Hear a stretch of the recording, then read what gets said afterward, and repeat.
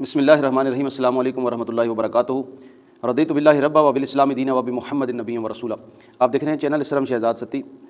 آج ہم ایک انتہائی اہم مسئلے کی طرف متوجہ ہوں گے۔ آج کا ہمارا ٹاپک ہے نماز تراویح میں حفاظ کرام کا قرآن مجید مکمل سنانا۔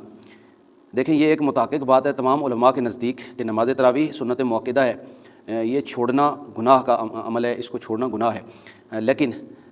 اس میں قرآن حکیم کا مکمل سنانا سنت موقدہ نہیں ہے۔ یعنی کہ اگر نماز تراویح کے اندر قرآن پاک کی تلاوت مکمل نہیں کی جاتی اگر مہینے بھر میں، رمضان کے مہینے میں، تو اس سے کوئی گناہ سرزد ہونے والی بات نہیں ہے۔ البتہ حفاظ کرام کی منزل کے تسلسل کے لیے اور قرآن پاک کی ایک ریگولر تلاوت کے لیے اس معمول کو امت کے اندر جاری کیا گیا ہے، جو کہ درست بات ہے اور ثواب کا کام ہے۔ اس میں ثواب ضرور ہے، لیکن اس کے نہ کرنے پر کوئی گرفت یا کوئی گناہ والی بات نہیں ہے۔ تو اس ضمن میں عرض یہ ہے کہ جب یہ اتنا سخت ترین مسئلہ نہیں ہے، یعنی کہ قرآن پاک ہر مسجد میں یا ہر جگہ پر جہاں پر نماز تراویح کی جماعت کی جاتی ہے وہاں پر قرآن پاک سنانا یہ کوئی فرض واجب عمل نہیں ہے، تو اس کو سختی کے ساتھ رائج کرنے کا نتیجہ جو ہے وہ بہت بھیانک ہمارے سامنے آتا ہے۔ آپ دیکھیں کہ اکثریت مساجد کے اندر جو حفاظ کرام قرآن پاک کی تلاوت کرتے ہیں، اس تلاوت کے دوران ان گنت جو ہے وہ غلطیاں ہوتی ہیں۔ جو بنیادی قرات کی غلطیاں ہوتی ہیں ان کو تو صرف نظر کیجیے، بالکل ڈائریکٹلی طور پر جو الفاظ کی غلطیاں ہوتی ہیں اور صیغہ جات کی ایسی غلطیاں ہوتی ہیں کہ جس سے جو ہے وہ سب کا سب جو معنی اور مفہوم ہے وہ بالکل بدل کے رہ جاتا ہے۔ آپ خود اندازہ کریں کہ 17 رکعات نماز ہوتی ہیں عشاء کی، ان میں سے 4 نوافل کو آپ نکال دیں تو پیچھے آپ کے پاس رہ جاتی ہیں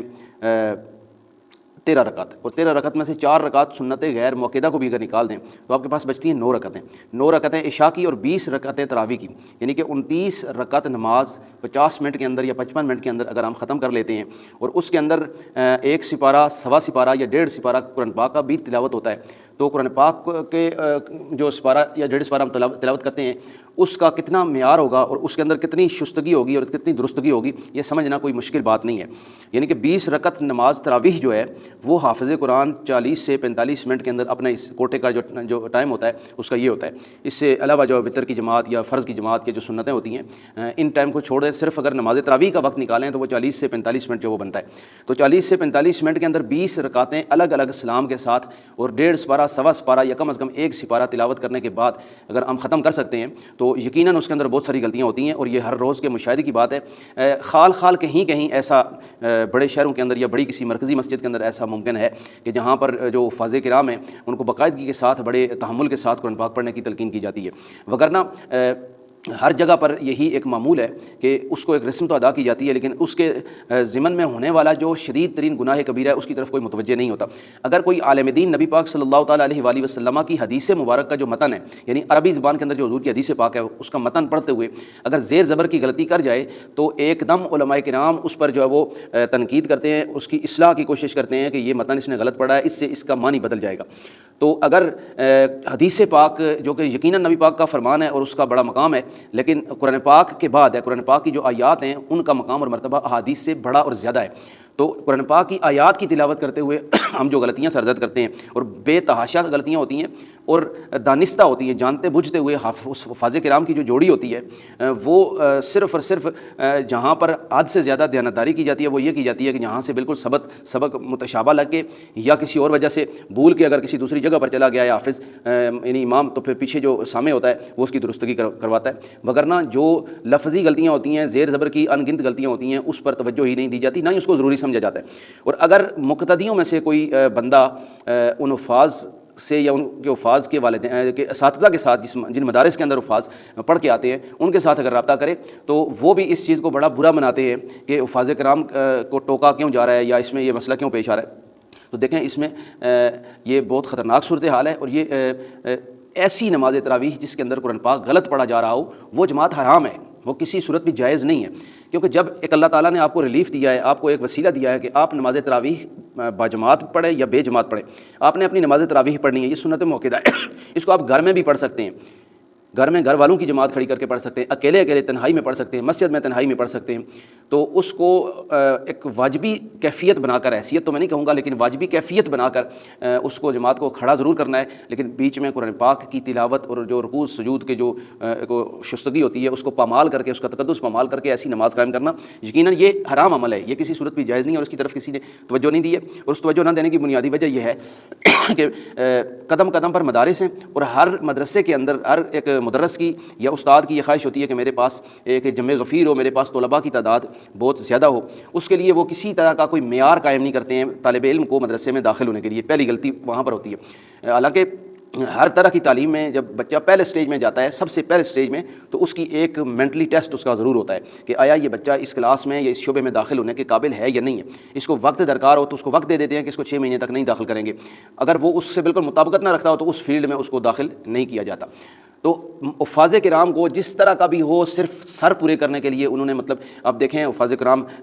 ہر سال کی بنیاد پر 100 اگر ایک مدرسے میں داخل ہوتے ہیں تو ان میں سے 2 3 4 5 سپارے حفظ کر کے بھاگنے والوں کی تعداد آدھی ہوتی ہے۔ سال کے اختتام پر 100 میں سے 15 طالب علم جو وہ باقی بچتے ہیں۔ پھر وہ 15 طالب علم اگر 2 سال کے بعد قرآن پاک حفظ کر کے مکمل کر لیتے ہیں تو ان میں سے 1 یا 2 زیادہ سے زیادہ ایسے ہوں گے جو باقاعدہ طور پر اس قرآن پاک کی تلاوت کی حفاظت کریں گے اور مکمل تربیت کے ساتھ دوبارہ اس کو تسلسل کے ساتھ اس کو بحال رکھیں گے۔ اور ان میں سے 2 ہی کی ایسی ہوگی ایک نسبت ہوگی کہ جو بعد میں مدارس علمیہ کے اندر داخل ہو کر تو باقاعدہ نماز کی تراکیب اور ان چیزوں کے جتنے بھی باریکی کے مسائل ہیں تمام مسائل سیکھ کر پھر وہ مسئلے کے قابل بقایا سارے کے سارے بھاگ جاتے ہیں۔ یعنی حفظ مکمل ہونے کے بعد کوئی اپنی دنیا داری کی نوکریوں میں چلا جاتا ہے، کوئی محنت مزدوری میں لگ جاتا ہے اور کوئی سرکاری نوکریوں میں چلا جاتا ہے، قرآن پاک بھول جاتے ہیں۔ اور ان میں سے چند ایسے ہوتے ہیں جو دنیا داری کے معاملات میں تو لگ جاتے ہیں لیکن اپنی منزل وہ یاد کرتے رہتے ہیں، اور سارا سال وہ اپنے چہرے سے داڑھی کو صاف کر کے تو عین رمضان سے مہینہ 1.5 مہینہ پہلے تھوڑی سی داڑھی بڑھا کر تو پھر وہ مسجد میں مصلی سنانے آتے ہیں، اور جب عید ہوئی تو پھر وہ اپنی داڑھی کو شیو کر کے دنیا داری میں لگ جاتے ہیں۔ تو یہ ایک قبیح اور سخت ترین جرم ہے، اور دوسرے معنوں میں ہم دیکھیں تو یہ کھلواڑ ہے کہ جس پر اجتماعی طور پر علماء کی بھی، ائمہ خطباء کی، مفتیان کرام کی اور مدارس کے جو محتممین ہیں ان کی خاموشی ہے۔ اور یہ یقیناً قابل افسوس صورتحال ہے کہ دیکھیں جس وقت مدرس حفاظ کرام کو تعلیم دیتے ہیں یعنی کہ حفظ کرواتے ہیں تو اس کے ساتھ ان کا تربیتی میکینزم سرے سے آئی کوئی نہیں ہے۔ وہ یہ سمجھتے ہیں کہ ہم نے الحمد سے لے کر والناس تک بچے کو رٹا لگوا دیا، حفظ کروا دیا، بس یہ ابھی حافظ ہے۔ آپ اس حافظ کو مصلی پہ کھڑا ہوا دیکھیں، اس کو اس بات کا پتہ نہیں ہوتا ہے کہ کھڑا ہوتے ہوئے میں نے پاؤں کیسے رکھنے، میں نے ہاتھ کیسے باندھنے، میں نے رکوع کیسے کرنا، میں نے سجدہ کیسے، یعنی کہ نماز کے بنیادی مسائل سے بھی وہ آشنا نہیں ہوتا ہے۔ نہ ہی قرآن حکیم کے رموز و اوقاف اور اس کی جو حقیقت ہے، اس کو تلاوت کرنے کی جو اصلی اور حقیقی حیثیت اور کیفیت ہے اس سے وہ آشنا ہوتے ہیں۔ انہوں نے ایک اپنی ترتیب کے حساب سے رٹا لگایا ہوتا ہے، اسی کو آگے کھڑا ہو کے سنا دیتے ہیں۔ تو اس سے یہ ہرگز یہ مطلب نہیں ہے کہ نماز تراویح کے اندر قرآن پاک کا ختم نہیں ہونا چاہیے، ختم ضرور ہونا چاہیے، یعنی تکمیل قرآن ضرور ہونی چاہیے، لیکن ہر جگہ نہیں ہونی چاہیے، کیونکہ یہ ایک ایسے ذوق اور شوق کی عبادت ہے۔ نماز تراویح یہ تو سنت موقدہ ہے، لیکن اس کے اندر جو قرآن پاک کی تکمیل یہ شوق کی عبادت ہے، اس میں لوگوں کو زبردستی مسلط لوگوں پر یہ چیز نہیں کرنی چاہیے کہ لوگ اس سے اکتا کر متنفر ہو کر مسجد سے باہر نکل جائیں، بلکہ پورے علاقے کے اندر اگر شہر ہے تو شہر کی 10 مسجدوں میں سے ایک مسجد کے اندر حفظ کا انتظام ہونا چاہیے، اور 1.5 سپارہ کم از کم 2 ڈھائی سے 3 گھنٹے کے اندر سکون کے ساتھ، تعامل کے ساتھ، قرآن پاک کے بنیادی احترام کے ساتھ پڑھا جانا چاہیے، نہ کہ صرف پورا کرنے کے لیے آدھے گھنٹے کے اندر، پونے گھنٹے کے اندر جو یا 1 گھنٹے کے اندر وہ 40 رکعتیں ہم ختم کر کے جو جناب بیٹھ جاتے ہیں۔ تو یہ عرب کے اندر اس وقت جو جن کے لیے قرآن پاک پڑھنا کوئی اتنا مسئلہ نہیں ہے، اور بالخصوص قرات کے اندر انہیں کسی کی حاجت نہیں ہے کیونکہ ان کی مادری زبان ہی عربی ہے، اس کے اندر آپ پورے عرب کے اندر جا کر اگر آپ دیکھیں تو آپ کو 20 میں سے ایک مسجد میں کہیں تکمیل قرآن یعنی قرآن پاک کی تلاوت کا ماحول ملے گا، وگرنہ وہ اہل عرب صورتوں پر نماز تراویح پڑھاتے ہیں۔ اس کی بنیادی وجہ کیا ہے کہ تاکہ لوگ اکتا کر جو اصل ہے تراویح کی وہ سنت موقدہ وہ اسی سے ہی نہ بھاگ جائیں۔ اب اس سختی کی وجہ سے کہ ہر جگہ پر حفظ قرآن لازمی ہوگا یعنی قرآن پاک کی تکمیل لازمی ہوگی، اس سختی کی وجہ سے لوگ 8 اور 12 کے جو طبقات بیچ میں سے آ گئے، اور کوئی 8 پڑھ کے مسجد سے نکل جاتا ہے، کوئی 12 پڑھ کے نکل جاتا ہے، اور جو وہ صحابہ کبار رضوان اللہ تعالیٰ علیہم اجمعین کا اور امت کا جو تواتر کے ساتھ 14 صدیوں سے عمل ہے 20 رکعت کا وہ بھی متنازع اور مشکوک بنا دیا جاتا ہے۔ تو علماء کرام کی بنیادی ذمہ داری بنتی ہے کہ وہ اپنے ذمے میں جو چیزیں ان پر لاگو ہوتی ہیں ان کی طرف متوجہ ہوں۔ یہ اگر صرف اور صرف سر پورے کرنے، دیکھیں پاکستان کے اندر ایک سال میں پاکستان کے تمام مدارس میں سے کتنے حفاظ کرام جو وہ حفظ مکمل کرتے ہیں، کم و بیش 1 لاکھ سے زیادہ ایک سال کا جو وہ تخمینہ لگایا جا سکتا ہے۔ یہ تمام مدارس میں سے 1 لاکھ سے زیادہ حفاظ کرام ہر سال سالانہ بنیاد پر حفظ کرتے ہیں، لیکن ان میں سے وہ قرآن پاک کی حفاظت کتنے کر پاتے ہیں؟ ان میں سے کتنے ایسے ہوتے ہیں کہ جو قرآن پاک کی حفاظت کرتے ہیں اس کو ساری زندگی کے لیے، وہ 5% اس کا رزلٹ ہے، 95% حفاظ کرام اپنا حفظ ضائع کر دیتے ہیں۔ تو یہ بنیادی طور پر تربیتی حوالے سے اور داخلہ جو ٹیسٹ ہوتا ہے بنیادی طور پر اس کا کوئی واضح میکینزم نہ ہونے کی وجہ سے یہ صورتحال پیش آتی ہے۔ وہ مدارس کو باقاعدہ طور پر ایک اصول بنانا چاہیے کہ صرف وہی بچہ ہمارے پاس حفظ کرے گا کہ جو درس نظامی بھی پڑھے گا اور مکمل عالم کورس بھی کرے گا، اور ساتھ مدارس کے اندر جو ساتھ دنیاوی تعلیم کی سہولیات ہوتی ہیں وہ بھی مکمل ساتھ پڑھے گا، تاکہ وہ ہر اعتبار سے ایک سمجھدار حافظ قرآن بن کے صرف رٹا رٹایا قرآن پاک، جب اس کو قرآن پاک کے معنی اور مفاہیم سے آگاہی ہوگی تو پھر وہ لفظوں میں غلطی نہیں کرے گا، وہ خود بخود اس کی زبان اٹکے گی کہ یہ جو لفظ میں غلط پڑھ رہا ہوں اس کا تو معنی بدل رہا ہے، تو وہ اس کو درست کرے گا۔ ایک کو جب اس کے معنی مفہوم کا پتہ نہیں ہوگا تو وہ گزرتا جائے گا، یعلمون تعلمون یفعلون تفعلون، بس اس رفتار سے وہ گزرتا جائے گا۔ تو ایک گناہ جاریہ مسلسل